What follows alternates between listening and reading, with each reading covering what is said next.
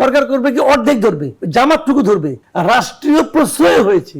মাসুদ কামাল, আপনাকে দিয়ে আলোচনাটা শুরু করি। যেমনটি বলা হলো 5 আগস্টের পর দায়ের হওয়া মামলাগুলো যাচাই বাছাই করা হবে, কিন্তু স্বরাষ্ট্রমন্ত্রী যে বিষয়টি ইঙ্গিত করেছেন সেটি দিয়ে যদি শুরু করি, তিনি বললেন যে সুবিধাবাদী কিছু মানুষ ঢুকে গিয়েছিল, সেই সুবিধাবাদী মানুষ আসলে কারা, তাদের চিহ্নিত করে আইনের আওতায় নিয়ে আসা হবে কি? হওয়া উচিত, হবে কিনা হবে জানি না, হয়তো ওনারা করতে পারবেন কি পারবেন না, বাট হওয়া তো উচিত। যেমন আমি একটা এক্সাম্পল দিয়ে বলি আপনাকে, একবার এই আপনার খিলগাঁওয়ের এখানে একটা মামলা হলো, এরকম একটা হত্যা প্রচেষ্টার মামলা। সেই মামলায় জেডা খান পান্নাকে আসামি করা হলো এবং হত্যা প্রচেষ্টায় উনি আসামি। এটা নিয়ে বেশ হইচই হলো। হইচই হওয়ার পর যিনি বাদী, মানে যাকে হত্যা প্রচেষ্টা করা হয়েছে, সে মারা যায় না, সে তার নাকি পায়ে গুলি লাগছিল, নাকি ছড়া গুলি লাগছিল, কিছু একটা হবে আর কি। তো তার বাবা মামলাটা করেছে। তো তাকে সাংবাদিককে জিজ্ঞাসা করলো, আপনি কি জেডা খান পান্নাকে চেনেন? কই কিনা আমি চিনি না।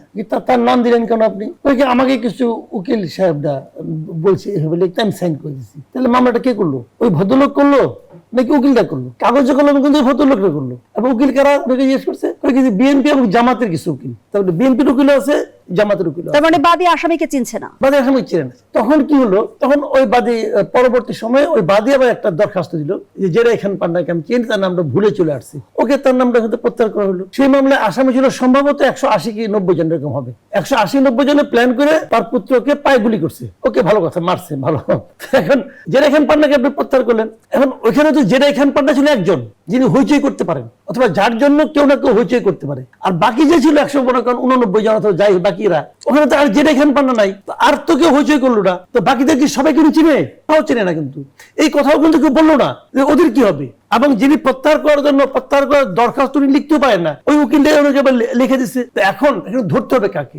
যে ভদ্রলোকগুলো, যে বা যারা ওই লোকটাকে, ওই নিরীহ লোকটাকে অথবা ওই ক্ষতিগ্রস্ত লোকটাকে পরিচিত করে অথবা তাকে বোকা বানিয়ে এই মামলাগুলি করেছে, তারা হলো মূল ক্রিমিনাল। তারা আইনজীবীর ছদ্মবেশে বেসিক্যালি তারা হলো ক্রিমিনাল। তো এই ক্রিমিনালকে যদি রাষ্ট্র ধরতে না পারে, ধরা খুব সহজ। ও তো তখনই পত্রিকা পড়েছিল, এই যে যা যা আমি বললাম, এই কিছু তো তার সঙ্গে আমার আলাপ হয় না, আমি পত্রিকা পড়েছি। তার মানে এটা একটা মানে আপনার পাবলিশড ইস্যু, কিন্তু পত্রপত্রিকা এসেছে। তো ওই উকিলদেরকে ধরা হলো না কেন? তখনই কেন ধরা হলো না? ধরে বলা হচ্ছে তুমি তো সমাজে একটা অস্থিরতা তৈরি করতেছে না, বলেন আপনি? হলো না। এখন সরকার যদি চায়, এটা সম্ভব। এখন সরকার যায়, এখন যদি সরকারকে বলি আমি, যা ধরেন সরকার করবে কি অর্ধেক ধরবে, জামাতটুকু ধরবে, বিএনপি তো আমার মনে করেন রাস্তায় যে মানে রাজনৈতিক ছত্রছায়ায় যে মামলাগুলো হয়েছে সেগুলো এখন এইগুলো তো সমাধান হওয়া দরকার। গ্রামে কি হয়েছে? গ্রামে মামলা একটা সবকিছু ঠিকঠাক করছে, কই না থানায় বসে ফোন দিছে। যেমন আপনার মিস্টার আবুল হোসেনকে ফোন দিল, দেখলো যে ওই গ্রামে আবুল হোসেন সাহেব হলো সবচেয়ে বড় লোক, ধনাঢ্য লোক, তাকে ফোন দিছে, এরকম একটা ঘটনা আছে, আমরা কিন্তু মামলা করতেছি, এই মামলা আপনার নাম দেবো, আপনি কত দিবেন দেন, নাম্বার দিয়ে দেই। এগুলি কি হয় নাই? হয়েছে। রাষ্ট্রীয় প্রশ্রয় হয়েছে।